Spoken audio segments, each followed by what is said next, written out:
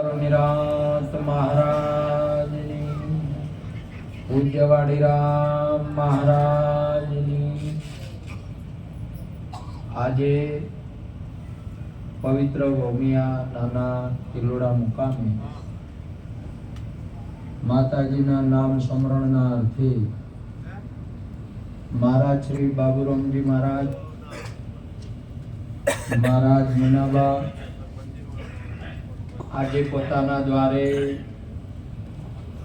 એમના ગુરુ મહારાજ વાડીરામ મહારાજના સાનિધ્યમાં આજે ભજન સત્સંગ સેવાનો જે લાભ લઈ રહ્યા છે એ તો અમૂલક લાભ કહેવાય. આજે સૌ પ્રથમ આ જગતની અંદરમાં માતાજીની ભૂમિકા એક મહત્વની બાબત છે અને આજે માતુશ્રીનો મહિમા છે.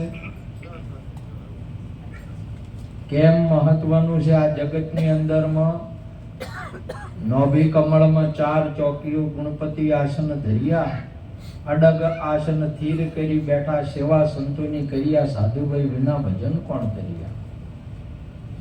પ્રથમ પહેલી ભૂમિકા માતા પિતાની છે, જેનાથી સુંદર એવો જે શાસ્ત્રો વર્ણન કરે, સંતો જેના વર્ણન કરે એવો મનુષ્ય દેહનું પ્રાપ્ત થયો આપણને, એ આપણા માતા પિતા. જે આ શરીરથી આપણે આ જગતની અંદરમાં પરમાત્માને કે સ્વરૂપને કે સદગુરુજીની આપણે પ્રાપ્તિ કરી શકીએ છીએ. અને આ જગતની અંદરમાં સદગુરુજીની પ્રાપ્તિ કરવી ને એમાં બધી પ્રાપ્તિ હોય છે. જેને સદગુરુ નથી મેળવ્યા એને કોઈ મેળવ્યું નહીં. સદગુરુ આપણને મળ્યા પછી આપણને ખબર પડે કે સદગુરુને આપણે બે કહેવા પૂરતા છીએ, બાકી બે વસ્તુ છે નહીં. એવું સદગુરુ મહારાજને મળ્યા પછી આપણને આવો અનુભવ થાય છે.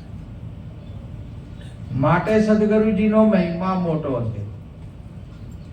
આજે આ જગતની અંદરમાં રામ, કૃષ્ણ કે અનેક મહાપુરુષો કે નિરોધ, કબીર કે ગમે તે હોય,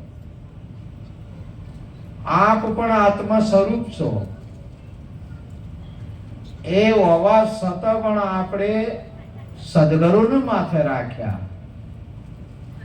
આપણે ગમે એટલું જો સદગુરુની નિષ્ઠા ના હોય ને તો તમે ગમે ત્યાં ગમે એટલે જાઓ. રાજા રાવણને સદગુરુ ઉપર નિષ્ઠા નથી, દુર્યોધનને સદગુરુ ઉપર નિષ્ઠા નથી. સદગુરુને હુકમ કરે કે મારા પક્ષમાં આવી જાઓ, મારો વાલો બોલો. એટલે સદગુરુના શરણમાં રહેવાય, સદગુરુના પક્ષમાં રહેવાય. આ જગતના લોકો સદગુરુના પક્ષમાં નહીં રહેતા, આપણે સદગુરુના શરણમાં નહીં રહેતા, સદગુરુને આપણા બળા રાખવા માંગીએ છીએ. તમે જોઈ લો બધી સેનાની અંદરમાં ગુરુને એના પક્ષમાં રાખ્યો અને અર્જુનજી ગુરુના પક્ષમાં રહ્યા. વાહ! સદગુરુજીનો મોટો મહિમા છે. તમે આત્મ સ્વરૂપ હોવા છતાં પછી જ આત્માની પોતાની સમજણ સદગુરુ આલે ને એના પછી જ ખબર પડે કે સદગુરુ કોણ છે. વાહ! પહેલા ના ખબર પડે કોઈ દિવસ. સદગુરુની પારખ આપે છે. આજે આ જગતની અંદરમાં માતા દીકરાને કહે છે કે આ તારા પપ્પા છે. એમ એ જ ઓળખાઈ શકે, માતા પિતા જ ઓળખાઈ શકે, બીજું કોઈ ઓળખાઈ શકે નહીં. અને બીજા તમે ગમે એટલા કહો ને તમે બા, તો તમને નક્કી નહીં થાય. માતા એ કહી દે ને કે આ તારા પિતા છે, એ પાકું 100% થઈ ગયું તમારે. વાહ! એમાં સંશયને સ્થાન ન રહે કોઈ દિવસ.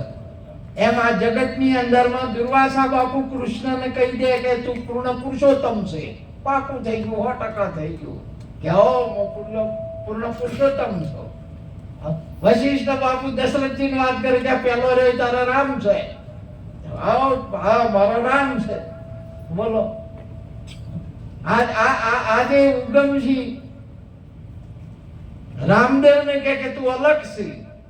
રામદેવ પીર માની લીધું કે હવે હું અલગ છું. આજે તમારા ગુરુ મહારાજે તમને કહી દીધું કે તમે બ્રહ્મ છો, તમે નહીં માનતા હજી, બોલો શું કરવાનું?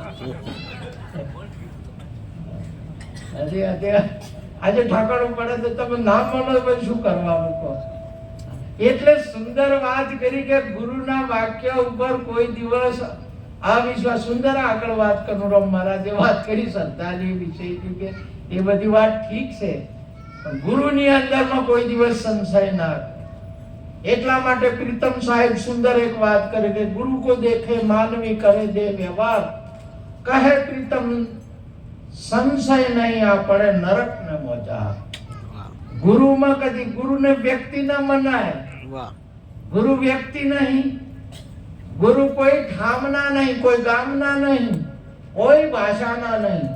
આજે જગતની અંદરમાં ગુજરાતી મારવાડી ભાષા છે, ગુજરાતી આદમી નહીં, ગુજરાતી આત્મા નહીં. ગુજરાતી ભાષા છે કે આત્મા છે? ભાષા છે, પણ તોય તો મને કહે કે તમે કોણ છો? કે ગુજરાતી છે. હવે શું કરવાનું? આમ મારવાડી ભાષા છે, મારવાડી આત્મા નહીં. હિન્દી ભાષા છે, હિન્દુ આત્મા નહીં. ઇસ્લામ ભાષા, ઉર્દુ ભાષા છે. તમે જો માની, હવે શું કરવાનું? તમે જેવા કપડા માનો ને, આ પેન્ટ બુશર્ટ પહેર્યું એટલે આપણે આદમી બની લીધો. ચણિયો ચોળી પહેરે એટલે આપણે લેડીઝ માની લીધી. જેવું પહેરો એવું માની લીધું. સમજે? સદગુરુ કે એ વાત સત્ય છે. સદગુરુએ વાત કરી કે તત્વમસી તું છે. આ તત્વની અંદરમાં રહેનારે તું છે, બીજો કોઈ છે નહીં. ને તરત જેને આવું જ્ઞાન પ્રગટ થયું એની વાત ઘોષણા કરી દીધી કે ઓ અહમ બ્રહ્માસ્મિ. હે ગુરુ મહારાજ, સદગુરુ જેના સાચા, સાચી જેની વાસા, એ તો સૌને સરખા ગણે, મુખથી જૂઠા કદી ના ભણે. આપણા ગુરુ મહારાજ છે ને જૂઠું કદી મુખથી ભણે નહીં. આ જગત, આ શરીર, આ વ્યવહાર તમામે તમામ જૂઠો છે.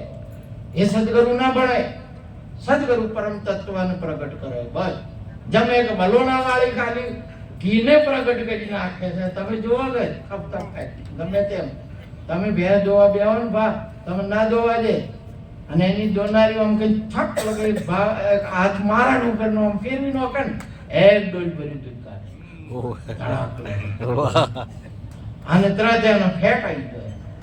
અને તમે ગમે કોટ પહેરીને બેહો તો ના આવે. એ જે કરનાર કરે છે કોટ પહેરી પાડો તો પાડું મરી ગયું હોય તો કરે છે એ બધા સમજ્યા કરે. માટે સદગુરુજીનો મહિમા સુંદર બેનભાઈ આપણા મહારાજ શ્રી વર્ણ્યો તો ગાયો પ્રથમ સદગુરુ રાજી સબ જગ રાજી. રાજી મારો સર્જન હારો, અને સદગુરુ રૂઠા દો સબ જગ રૂઠો. રૂઠી ગયો આ સર્જન હારો. માટે સદગુરુ નિષ્ઠા એ આપણા ભારતીય સનાતન સંસ્કૃતિ નહીં, આ પૃથ્વી પર મનુષ્ય માત્રને એક મહત્વની બાબત છે. પરમ તત્વને પૂંજીએ સુકૃત છેવીએ સાર સ્વરૂપે સદગુરુજી વંદીએ વારંવાર. માટે આટલું કઈ વાતને પૂરી કરું છું. બોલો સદગુરુ મહારાજ જય હો.